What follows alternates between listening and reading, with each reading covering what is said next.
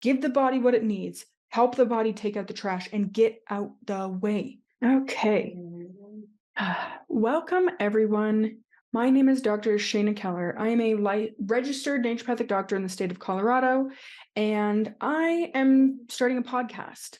I've been requested to by several folks on Instagram, and it's been something kind of in my back pocket that I've been curious about for a while now. Come on. Good. Okay, we start again. The purpose of this episode is to kind of orient you folks, my listeners, to how to use this podcast.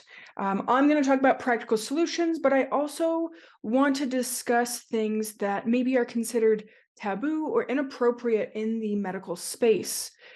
Along my own health journey, I have found that various types of healing modalities and medicine people are critical, especially to some of the deeper spiritual, emotional wounds that so many of us have these days. So nothing is going to be off limits on my podcast. I want to delve into stories about forgotten figures in medicine. This includes people indigenous, not just modern medicine. And notice that I will never refer to conventional medicine as traditional medicine, because traditional medicine very much is the shamans, the curanderas, the herbalists, the homeopaths, the people that have a deeper connection to the earth. Not the people that wear white coats, or as Alan Watts so astutely said, maybe it wasn't Alan Watts actually. Anyway, I digress. Alan Watts is somebody that has been very influential in my life, and so he'll be discussed throughout this podcast as well, because again, fusing modern times with traditional practices and orienting ourselves to the shenanigans of our lives, because we all have them. No one is free from hardship and trials and tribulations and deaths of loved ones and failed relationships, all the things that make up the suffering that is the human experience. And also the beauty, the miracles that come with being a human, planting a seed in the ground and it sprouting in a few days. Watching a woman go from bedridden and wheelchair bound to walking in a period of months.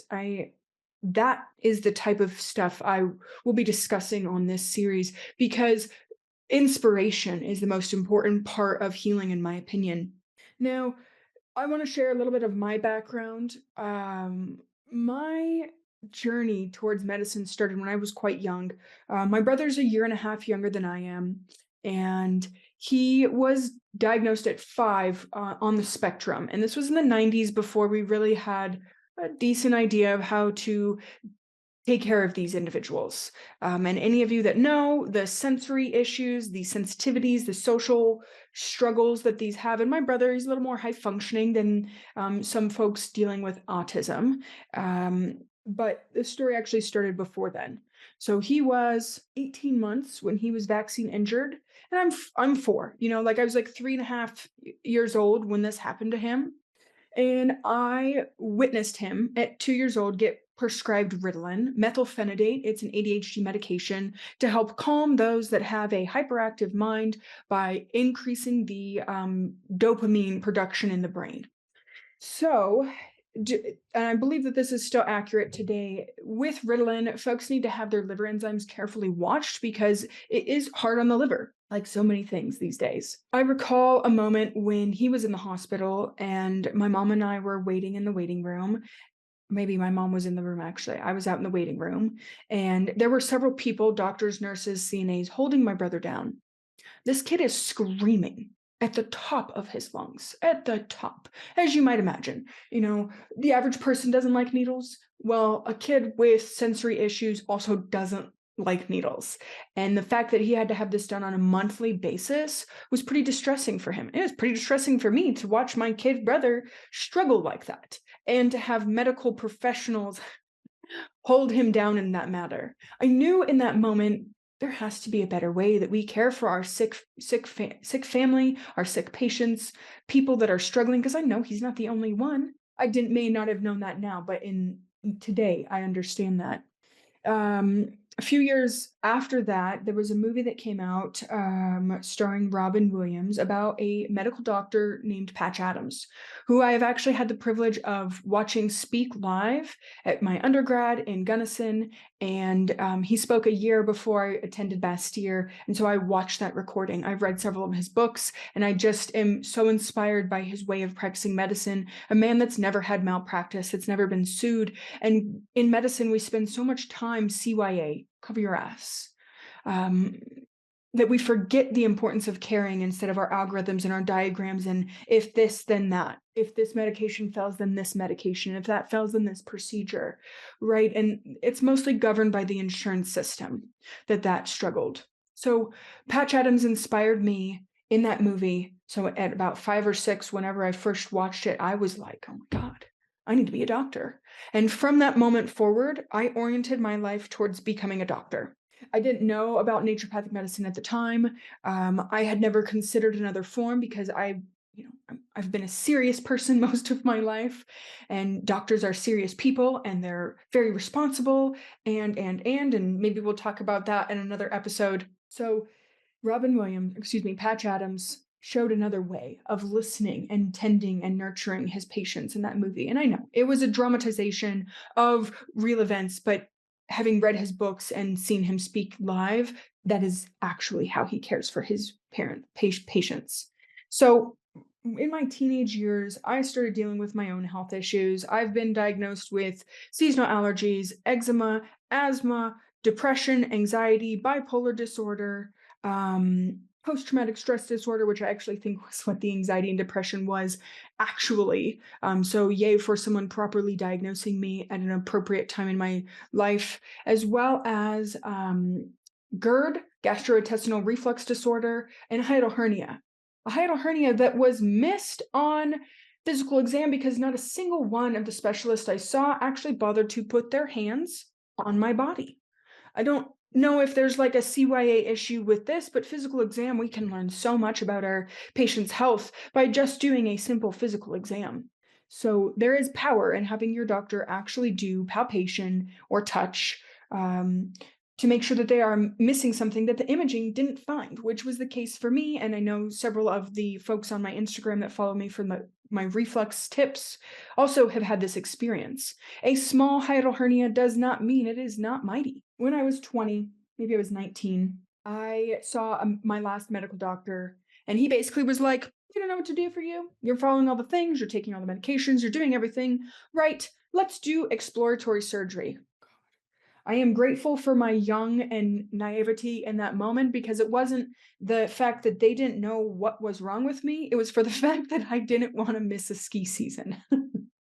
So yay for being young and like thinking about I would be having major abdominal surgery if they did find something, and I did not want that. So I have totally opted out of hiatal hernia surgery, and I have found other ways to manage that without medication, without crazy diet and lifestyle things.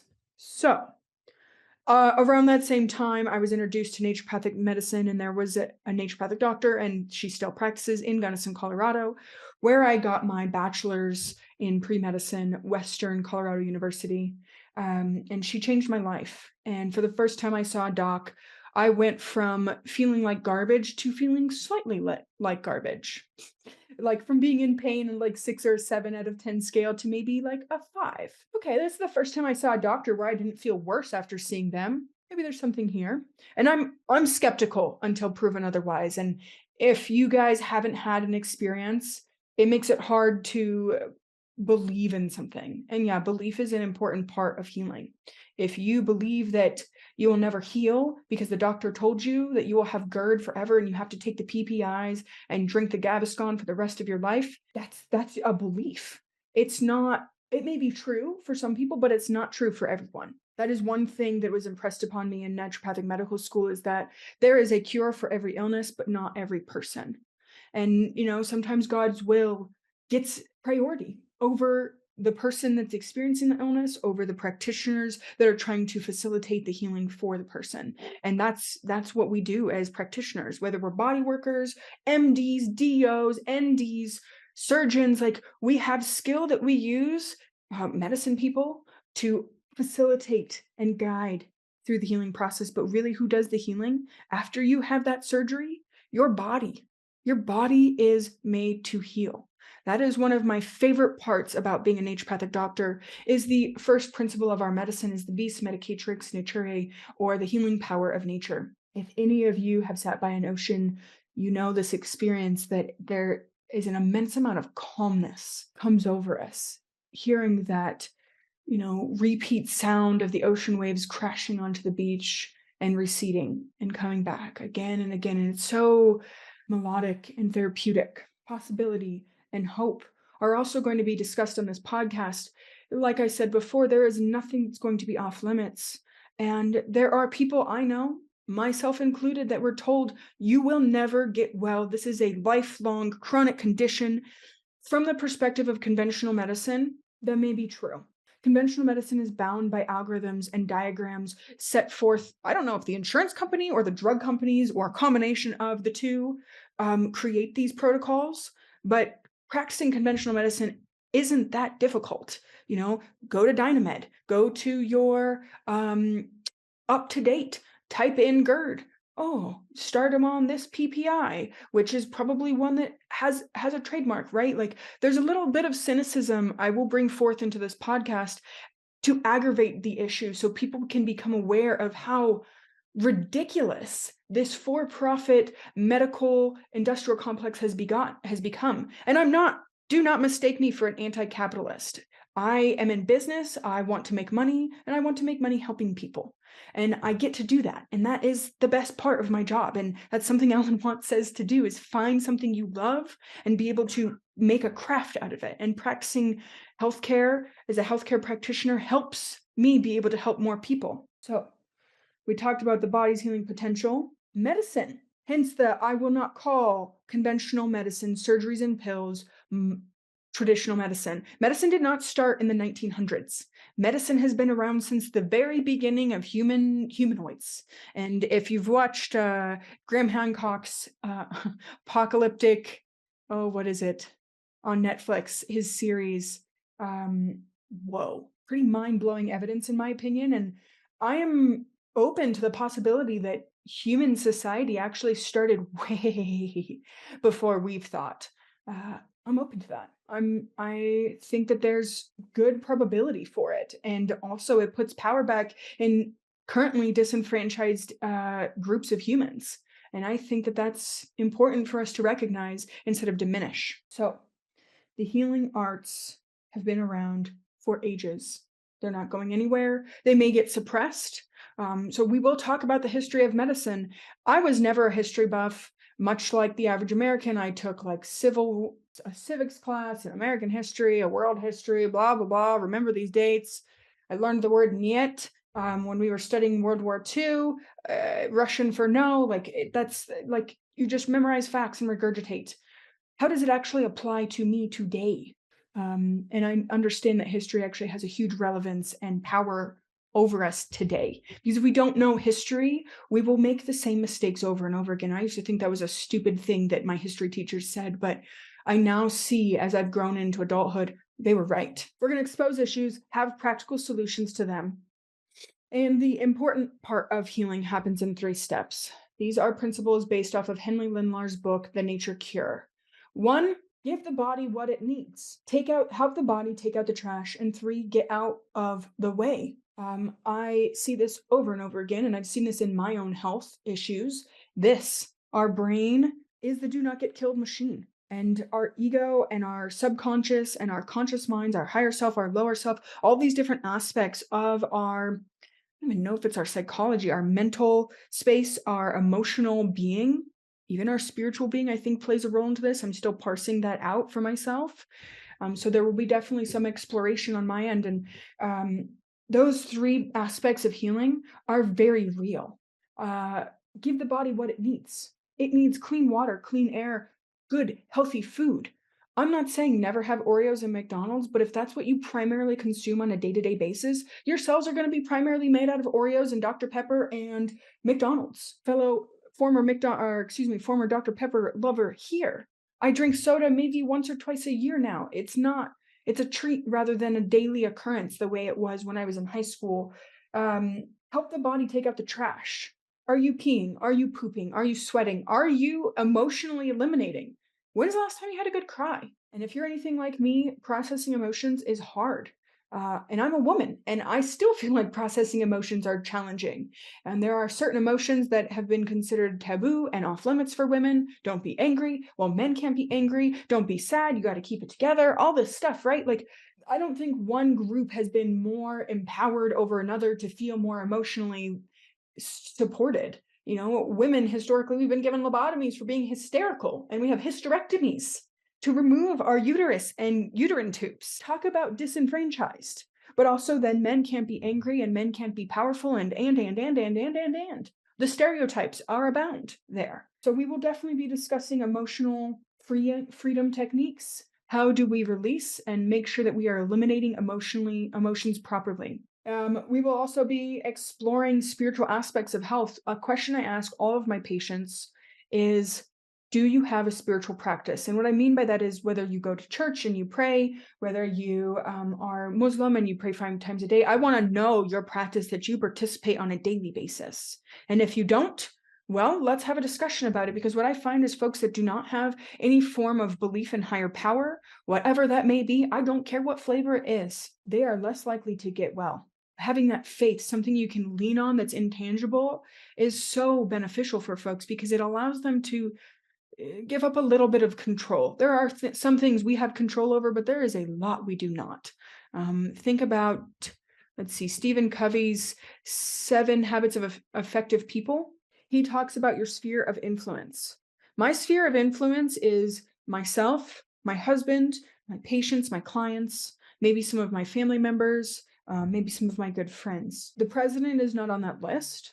The people that make the laws are not on the list. The cops, the news, world issues. I have my opinions and beliefs about things, absolutely, but I cannot change everything on my own. The only thing I can change is my attitude. I woke up today a little bit on the wrong side of the bed and took myself for a walk to try and clear my head. Rather than allowing that to control me, I made a choice to change my perspective on the day. And most importantly, with this podcast, I want us to have fun. I want to hear your questions. I want to hear your stories, your experiences.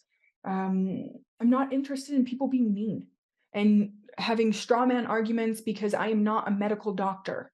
I was very capable of going to medical school. I made the cognitive decision to not, because I really want people to get well. I want to see miracles.